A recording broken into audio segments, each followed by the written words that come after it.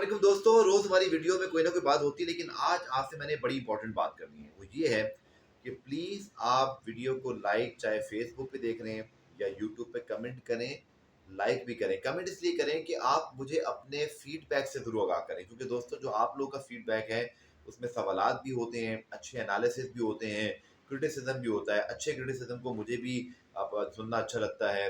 बस अच्छे वर्ड्स का इस्तेमाल कीजिए, कोई ऐसे वर्ड्स ना कीजिए इस्तेमाल जो कि सोशल मीडिया पर या वैसे भी आम जिंदगी में पसंद नहीं किए जाते। लेकिन ज़रूर कमेंट करें, ताकि मैं अगली वीडियो में, अगर आपको कुछ सवाल है, चाहे फेसबुक पे कमेंट कर रहे हैं या यूट्यूब पे, मेरी कोशिश होगी कि मैं अगले दिन वीडियो में उसका जवाब दूं। चाहे मुझे किसी का नाम याद ना हो, लेकिन आपको सवाल का जवाब जरूर मिलेगा।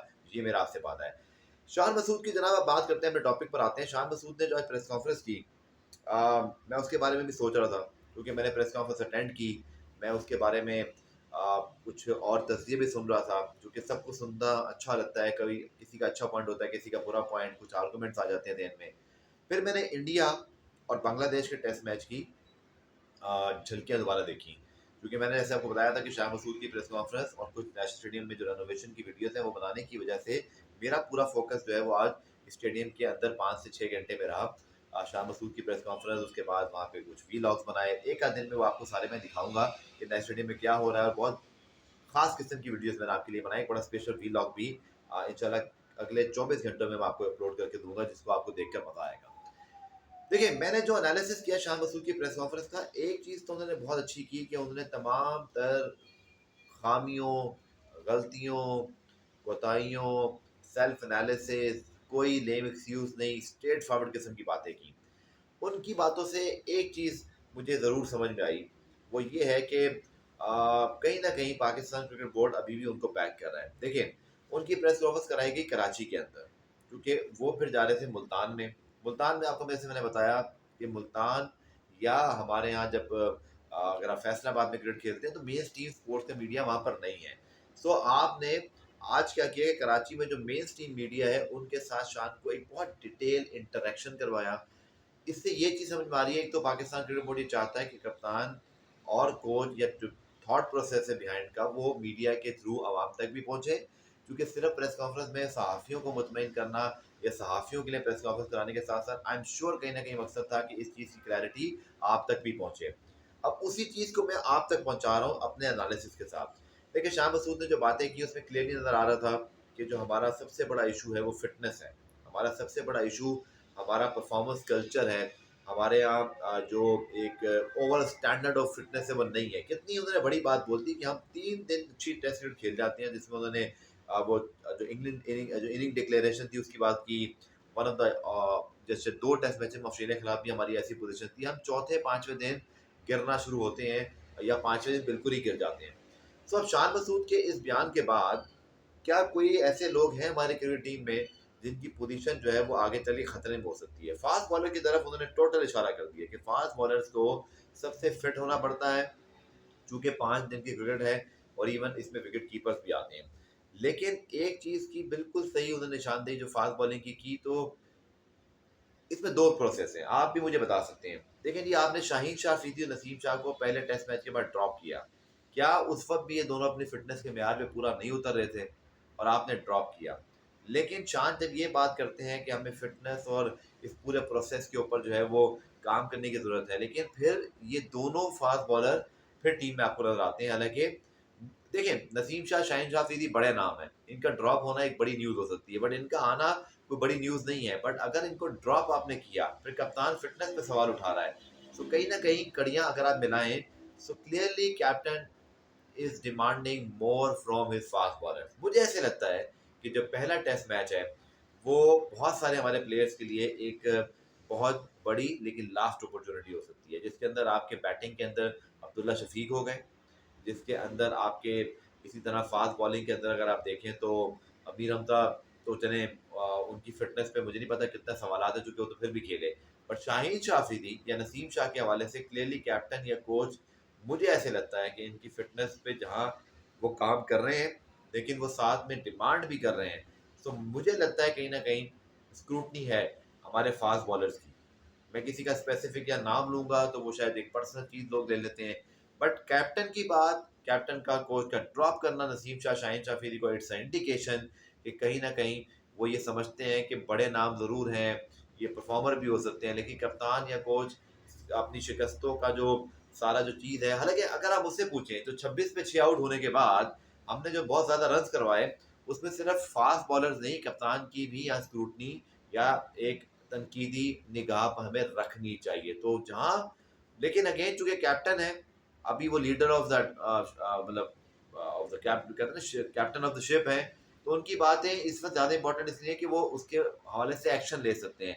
बट मुझे बड़ा क्लियरली शान की बातों से आज ये लगा कि पहले टेस्ट मैच के लिए ही टीम अनाउंस करने का मकसद ये है कि कहीं न कहीं कोच, सिलेक्टर एक आखिरी मौका दे रहे हैं चंद खिलाड़ियों को। और वो खिलाड़ी अगर इंग्लैंड के खिलाफ पहले टेस्ट में परफॉर्म कर गए या एक कंपेटिटिव मैच होता है तो तब तो ठीक है, लेकिन मुझे दूसरे टेस्ट मैच के लिए तब्दीलियां होती हुई दिखाई दे रही हैं। लेकिन क्या हमारे पास बैकअप ऑप्शन अच्छे हैं? क्या शाहीन शाफी ने नसीम शाह को ड्रॉप करके एक बार फिर हम वो रिस्क लेंगे जो हमने बांग्लादेश के खिलाफ दूसरे टेस्ट मैच में लिया? I think clarity of thought बहुत ज़रूरी है, बट शान मसूद की बातों से कम मैंने तो ये अंदाज़ा लगाया है। दूसरा, इंडिया और बांग्लादेश के टेस्ट मैच की हाइलाइट देख के मैंने अंदाजा लगाया, एक तो मोमिन उल हक बहुत ही शानदार खेले, उनकी इनिंग की बहुत ज़्यादा बात नहीं हुई। आई थिंक जिस तरह वो लेग स्टंप पे खास तौर पर फ्रीक्वेंटली खेलते जा रहे थे, अगर उनको सपोर्ट मिलती तो बहुत आसानी से बांग्लादेश आज पूरा दिन भी गुजार सकता था। लेकिन दाद देनी पड़ेगी इंडियन बॉलर्स को, कैप्टन्स को, दे केप्ट टेकिंग विकेट्स जब आप एक प्लान के तहत बॉल करते हैं। Look at the seam position of the Indian bowlers, Jasprit Bumrah, Siraj या आप जो नए फास्ट बॉलर मेरे ज़हन से नाम निकल के वो जो आए हैं, फिर उनके स्पिनर्स की बात करें, टेक्निकली इतने वो ठीक हैं कि अपने एरियाज पता है कहाँ हिट करनी है। बुमराह को एक मौके पर 2 चौके मार दिए मेहदी हसन ने, लेकिन उसके बाद उन्होंने एक वही गेंद प्रोड्यूस किया जो उन्होंने ऑलमोस्ट बाबर को आउट किया था और रिजवान को आउट किया 2023 के वर्ल्ड कप में बाबर को, फिर 2024 में रिजवान को किया। ऑफ स्टंप से बाहर वो कटर करते हैं, गेंद पड़ के सीम और बाउंस करता है और सीधा स्लिप में कैच हो जाता है। सर बात ये है कि फ़िटनेस के साथ-साथ मुझे लगता है कि स्किल एक शान शान ने यहाँ पे एक चीज़ मुझे लगता है जो उनको इस पे भी शायद बात करनी चाहिए या कर रहे होंगे अपने कोचेज़ के साथ कि सर मेरा ये ख़्याल है, हमारे खिलाड़ियों की ना सिर्फ फ़िटनेस बहुत डाउन है, बल्कि हम स्किल लेवल पे बहुत नीचे हैं। मुझे पाकिस्तान के नया बॉल करने के बाद जो बॉलर्स आते हैं चंद एक के अलावा, मुझे ना तो उनकी गेंद सीम होती दिखाई देती है, ना एरियाज़ में बॉलिंग हो रही होती है, ना कप्तानी और ना कप्तान और कोच के प्लान बन रहे होते हैं। तो ठीक है, शान मसूद अज़ा कैप्टन, उन्होंने जिन चीज़ों की निशानदेही की वो 16 आने ठीक है, लेकिन उनके ऊपर भी बहुत सारी चीज़ें आती हैं। यानी कि हमने बहुत सारे टेस्ट मैचेज़ जीते हुए जो हारे हैं, उसमें डेफिनिटली कप्तान देन एंड देयर फैसले करके चीज़ें बेहतर कर सकता है। रोहित शर्मा भी ऐसी ही कप्तानी करते हैं शान, आपको भी उनसे यही सीखना पड़ेगा कि आप सिर्फ प्लेयर्स पे डालकर ये फिटनेस पे डाल के खुद को अलग नहीं कर सकते। That is my opinion very humbly and very respectfully towards the Shan Masood. He is a very mature, educated and a fantastic human being and very well spoken guy, but मेरा काम ये है कि मैं ये नहीं कि उनका फैन हो जाऊं और फिर मैं उनकी सारी बातों की तारीफ करूं। मेरा अपना भी एक ओपिनियन है, मैं वो जरूर दूंगा कि आप एज अ कैप्टन भी टीम को इंस्पायर करें ना। आप खिलाड़ी भी वो सिलेक्ट कर रहे हैं जिन पर आपने पहले सफुदात का इजहार किया था, एकदम से उनको ड्रॉप करके फिर आप उनको लेके भी आते हैं, तो कहीं ना कहीं लैक ऑफ क्लैरिटी थॉट अभी क्लियर नहीं है। और इसी वजह से मैं कह रहा हूँ कि हमें कुछ चीज़ें दूसरों पर डालने के बजाय खुद पहले रिस्पॉन्सिबिलिटी, शान ने खुद अच्छा एडमिट किया कि उनको बड़े स्कोर करने चाहिए और इसके लिए उनको सबसे पहले लीडिंग फ्रॉम द फ्रंट करना पड़ेगा। देखिए, अब ये भी अनफेयर होगा कि हम एकदम से शान मसूद को रोहित शर्मा से मिलाएं, बुमराह को, लेकिन यार करता कौन है? खिलाड़ी तो करते हैं ना, कप्तान करता है, टीम को उठाता है। बुमराह सिराज विकेटें ले सकते हैं तो शाहीन नसीम क्यों नहीं ले सकते? अगर वो ले सकते हैं अश्विन और जडेजा, तो फिर अबरार और नुमान क्यों नहीं ले सकते? अगेन इंडिया ने एक बहुत अच्छा काम किया है, बहुत बहुत पहले कर दिया था कि उन्होंने बहुत अच्छे सेट ऑफ प्लेयर्स को उन्होंने पिक किया, उनको बैक किया। वो मुसलसल 7-8 साल से वही खेल रहे हैं। जैसे कि आपको याद होगा मिसबाह-उल हक ने अपनी टेस्ट टीम बनाई थी जिसके अंदर हर किसी को टॉप 6 पता था। आपके बॉलर्स आपको आगे पीछे फास्ट बॉल हो जाते हैं, स्पिनर आपके सईद अजमल, अब्दुल रहमान, जुल्फिकार बाबर, ऑलमोस्ट ये आपके सेट ऑफ और आपके हफीज एक आपके ऑप्शन होते थे, टॉप अजहर अली होते थे, बाबर थे, यूनस थे, मिसबा खुद थे। तो आपको लॉन्गिटिविटी तो चाहिए। प्रॉब्लम अब ये है कि है ना, आप बर्दाश्त करेंगे हार को, अब ना मैं करूंगा, ओवरऑल बात कर रहा हूँ मीडिया की, ना फैंस करेंगे, ना क्रिकेट बोर्ड करेगा। आपको जीत की जरूरत है, इसके लिए आपको टीम को कप्तान को उठाना पड़ेगा। देखें, शाहीन शाफिदी की फिटनेस मुझे नहीं पता कि बुमराह जैसी है या खसरार जैसी है, या वो अपनी फिटनेस उनकी जैसी है, या नसीम की है, या आमिर जमाल की है, बट आप क्लैरिटी रखें। अगर आपको लगता है कि ये आपके लिए अच्छा हो सकता है खिलाड़ी और वो परफॉर्म करेगा, तो तभी इसको टीम में रखिए यार। फिर बाद में बातें करने का कोई फायदा नहीं है। जैसे आज उन्होंने कहा कि फिटनेस हमारी 3 दिन की है, 5 दिन की। अब आपने देख लिया है, अब आप 11 में वो लड़के खिलाओ जो आपको लगता है कि आप 5 दिन खेल सकते हैं। फिर वो नाम नहीं होना चाहिए बड़ा, चाहे वो शाहीन हो, नसीम हो, XYZ जो भी हो, मैं किसी का नाम नहीं ले रहा, लेकिन मैं ओवरऑल बात कर रहा हूँ। तो आई थिंक पाकिस्तान को, मैं उस हाईलाइट में ये भी देख रहा था कि जब बैटिंग आई तो रोहित शर्मा ने पहली 2 गेंदों पर छक्के लगाकर यशस्वी जायसवाल की तरह खुद लीडिंग फ्रॉम द फ्रंट करके दिखाया कि पहले मैं करूंगा फिर सब करेंगे। पूरी क्लैरिटी थी यार कि हमने 30-35 ओवर में 250-70 करके बांग्लादेश को बैटिंग करानी, चूंकि उनको पता है कि हम उनसे हारने की पोजीशन में आए भी तो हम मैच को ड्रॉ कर सकते हैं, पर हमने, हमारे ऊपर प्रेशर नहीं, बांग्लादेश ने हमसे पहले बैटिंग करनी है।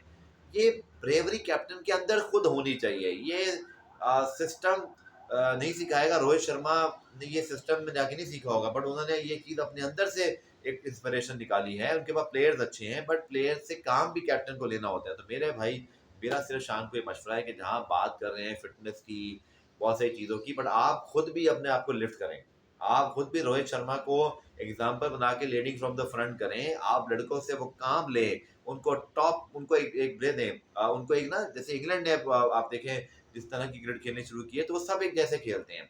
अगर आपने वैसी क्रिकेट खेलनी है, और वैसे टू बी ऑनेस्ट हमने एक क्रिकेट खेली थी यार, आपको याद होगा श्रीलंका के खिलाफ टेस्ट सीरीज, जहां श्रीलंका न्यूजीलैंड को बुरी तरह हरा रहा है। श्रीलंका ने अभी हराया इंग्लैंड को। श्रीलंका की उस टीम, इसी मिलती जुलती टीम को हमने व्हाइट वॉश किया था, और हमारे, आपको याद है, लड़के बहुत अच्छी अटैकिंग क्रिकेट खेल रहे थे। सलमान अली आगा, सऊद शकील, इन सबने बहुत पॉजिटिव बैटिंग की थी, और इवन बाबर या बाकी लड़के भी जो रकम रन भी कर रहे थे वो भी अटैकिंग कर रहे थे। फिर हमने तब्दील कर दिया सब कुछ। अब ये वक्त है जयसिंह गिलेस्पी, शान मसूद के लिए कि भाई अब आप जो कह रहे हो ना उसको इम्प्लीमेंट करके दिखाओ। और अगर ब्रैडमैन, मिकी आर्थर और बाबर आजम उस वक्त ये लड़कों से काम ले सकते हैं, तो अब शान मसूद और जयसिंह गिलेस्पी को भी इन्हीं लड़कों से, कम बेश वही टीम है, वही काम इनसे निकलवाएं। हाँ, ये जरूर है कि अब आपके पास स्पिनर्स, आपने उनसे काम लेना है, लेकिन अगेन आप उनकी स्किल्स पे काम करो। मैं पहले भी बहुत दफा कह चुका हूँ कि हमारे पास अच्छे स्पिन बॉलिंग कोच नहीं है। हमारे पास बहुत ज्यादा, हम चले फास्ट बॉलिंग कोच में तो जयसिंह गिलेस्पी खुद आ गए, बट हमारे पास स्पिन बॉलिंग कोच कोई होना चाहिए। मैं किसी बड़े नाम की बात नहीं करूंगा, चाहे अब्दुल रहमान को रखें, चाहे सईद अजमल को रखें, बट किसी को अपने साथ रखें। इससे कुछ बुरा नहीं होगा, कुछ भला ही होगा। क्योंकि इन लड़कों को, खासतौर पर अबरार को, या अगर जाहिद महमूद आता है या नुमान अली, तो चले एक्सपीरियंस है, लेकिन कहीं ना कहीं आपको एक गेम प्लान की जरूरत होती है। पाकिस्तान क्रिकेट में सीधी सीधी गेम प्लान की कमी है, विजन की कमी है, कैप्टनसी इंस्पिरेशन की कमी है, परफॉर्मेंसेस की कमी है। ये बेसिक चीजें आप ठीक कर सकते हो। बिलीव मी, अगर बाबर आजम, रिजवान उसी तरह रिस्पॉन्सिबिलिटी लें जिससे रोहित शर्मा, विराट कोहली लेते हैं, जिस तरह शाहीन ले लें, जिस तरह बुमराह लेते हैं, नसीम शाह ले लें, जैसे सिराज लेते हैं, इसी तरह अबरार और नुमान जो है वो जडेजा और उनकी तरह आउट करके दें। आपका कैप्टन इंस्पायरिंग फैसले करे, आपके 26 से 6 पे आउट हो जाए तो फिर फिटनेस में ना डालें, आप खुद उस वक्त कुछ करके दिखाकर मैच को तब्दील करके दिखाएं, तो सब कुछ हो सकता है। लेकिन सिर्फ बातें करने से कुछ नहीं होगा। ये मेरा पॉइंट ऑफ व्यू है। आपकी राय क्या है? मुझे अपनी राय से जरूर आगे दीजिएगा। Take care.